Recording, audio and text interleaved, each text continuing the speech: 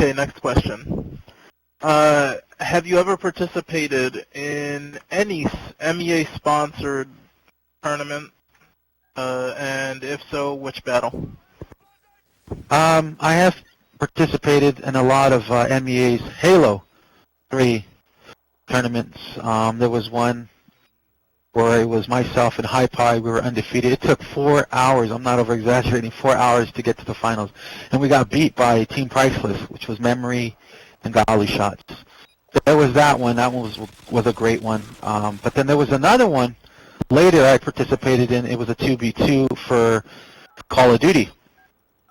And I was teamed up with, at the time, she was the editor-in-chief for MEA. It was MEA Jasmine, I believe. We did really well. We were playing against an MEA team, and it was a really good battle. It was exciting. But I have gone in and tournaments, sponsored tournaments that MEA hosts, and I do well. I like to think I do. All right. Can you explain the story of the 3 original founders and why they fell apart? It was myself, X-Life-1's Loss, and Viper6989 now. Just to clarify things, this is what happened. A month into MEA's birth, myself and X-Life-1's Loss and Viper end up promoting Viper in the power. Viper wasn't a really original founder. Viper was promoted for founder status. And about that, I really feel that the title should have really went to Hong Kong Fooey. Hong Kong Fooey was a founder to the Brutes, the legendary Brutes today. I would later in time tell Hong Kong that I agree I should have gave it to you rather than the Viper. X-Life-1's Loss took off to the United States Navy, and he occasionally, once in a great while, makes an appearance here and there. He'll show up for like a week, see how things are, and then he'll leave just to check up on us. Viper, on the other hand, was a different story. So X-Life-1's Loss takes off. Myself and Viper are in charge.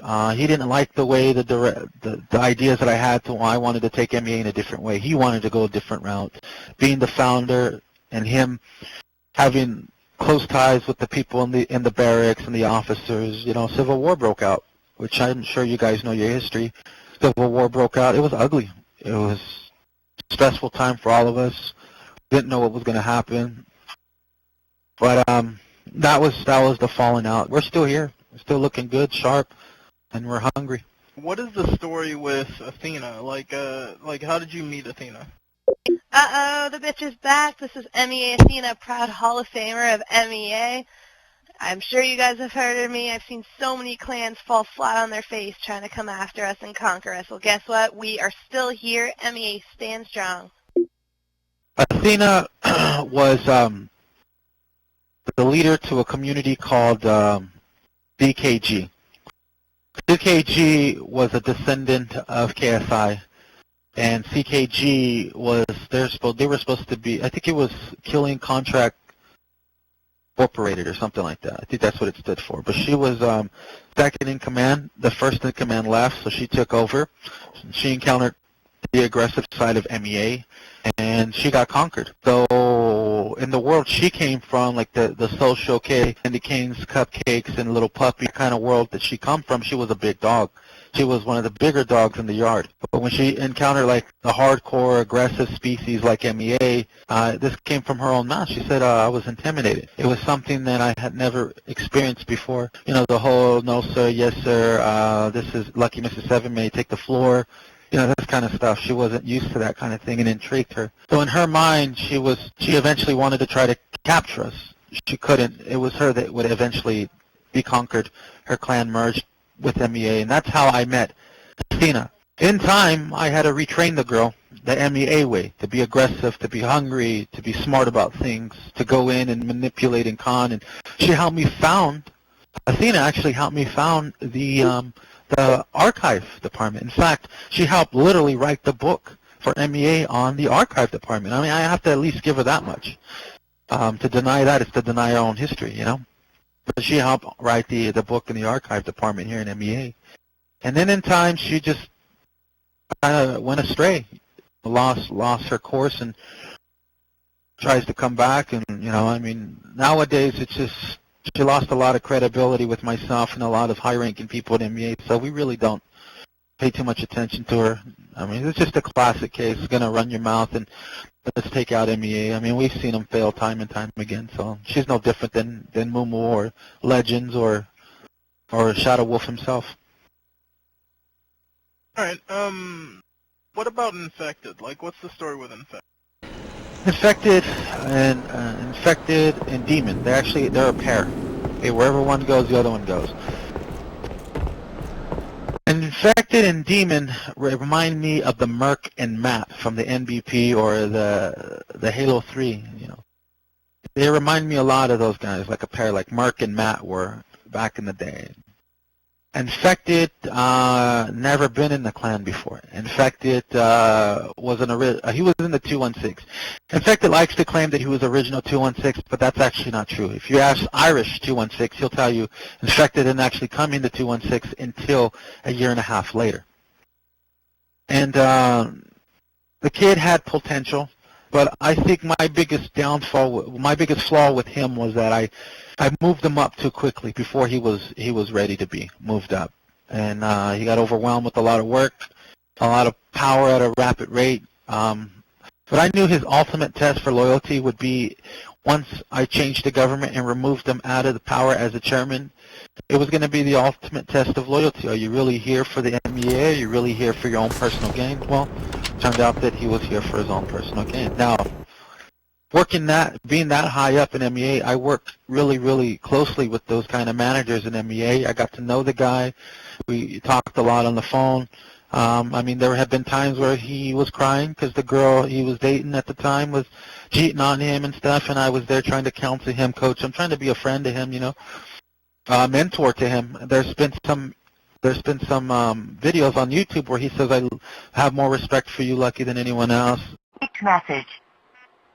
Hey, Zach again. I'm sorry, my phone fucking turned off after I threw that message. But like I was saying, dude, I respect you more than a lot of people I've ever met in my life. And I want you to call me back. I would like to talk to you. I'm talking to you because you're somebody I respect. You really fucking helped me, dude. You can tell anybody you want about this phone call. I really don't care. I don't want problems between us because I still respect you immensely. I respect you, Sean, Kevin, Anubis, fucking my dad above all else, and the rest of my family. Please, give me a call back, 212. Right next to my dad himself, blah, blah, blah. I mean, these kind of things I'm not making up. You can do the homework and research and see it for yourself. So in fact, it was somebody I felt that I moved up too damn quick, too fast. Okay. Is it true that MEA once conquered an ally? Yes. Fortunately, yes, we did. There was an ally, one of MEA's first allies next to Evil Shadows DU. It was called Lone Phoenix. We needed a new friend at the time, and we kind of rushed into things. And this is before Archive was born, by the way. In fact, because of this incident, it's why I myself and Athena formed the foundation in the archive department, so that we wouldn't have another incident like this again. But we rushed into things without taking our time and making the decision the proper way.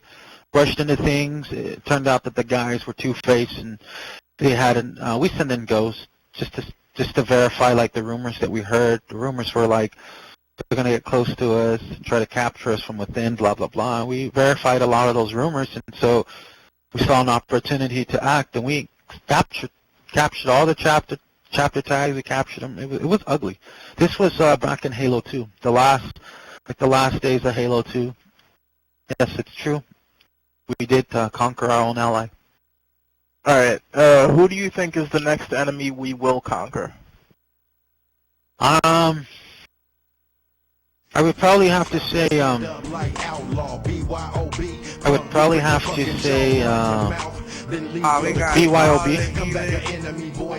BYOB because they've just been nitpicking. I mean, he really hasn't done any damage to MEA, but he'll hit, run away, hit, run away, hit, run away, and I'm just getting fed up with it. I think I'll just give the order one day.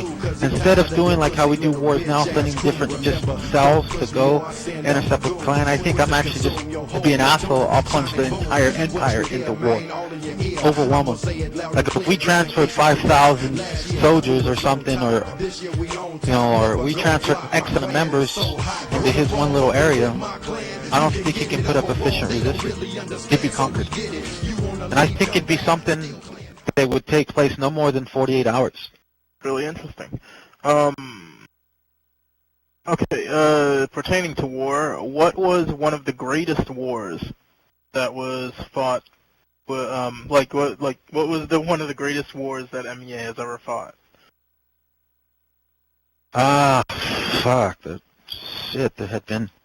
I would probably have to say, though, it would say Call of Duty. It would have to be the GGG war. Would probably be one of the highlights for MEA. It was another break-off, but this guy was smart enough to unite our enemies and then to put them all under one banner.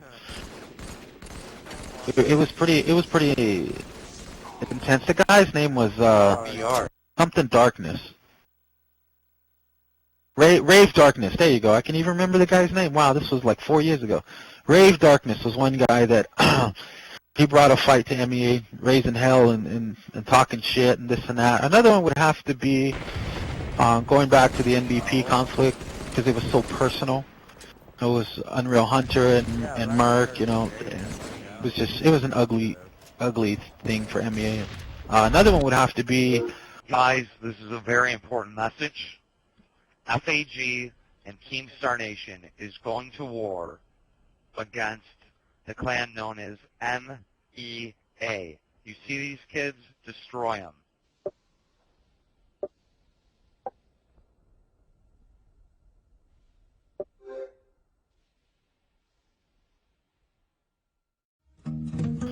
The FAG war with Keemstar and him bringing a fight to us, and the likes that we never seen, we never experienced. Raging war on YouTube. We're so used to doing it on 360, PC, Wii, PS3, but nothing like on YouTube. I would say those were the most epic ones that come to mind right now. Yeah, the media is a very powerful thing. Name your the most memorable moment that you've had in MEA. Without a doubt, would have to be when we got our business license. When we got the T-shirt project off the ground, and then the business license. The business license plunged us into a whole different level. It borderlined us from being like the top of our class in Class 2 to plunging us into the Class 3. I mean, that was one of the real last things we had lacked. We had the manpower, the experience, the reputation. We've had everything that you can imagine: a skill, professional team, sponsors, the whole 9 yards, website, media now, And then all of a sudden, that was the last thing we needed, the business license. We're doing really well when it comes to the corporate office here in MEA. Really well. We have a little bit more funding than most Class 3 clans, a little bit more funding. We sure have more funding than Class 1, Class 2s. So we have a little bit of money there sitting back. If a high-ranking guy, Xbox Red Rings or something, it's been known the corporate office shoots them heads. If you're my best recruit, I'm going to shoot you a headset. If you're one of my best players, your remote goes out, we're going to shoot you a remote. If you're one of my top officers and I need you, especially during wartime, I'll shoot you a 360. I've done it with a lot of guys in MEA, Merc being one of them, done it with Redneck. I've shot different games, different things to different people because of the skill they had and everything they're contributing to MEA. So eventually it pays, we try to pay you back in the way we know how, you know what I'm saying? So the business aspect, and that was the benefit of having the business license, and that was one of our main triumphs and one of our biggest goals that we achieved here in MEA. Okay, last question. Do you think MEA will ever be overtaken?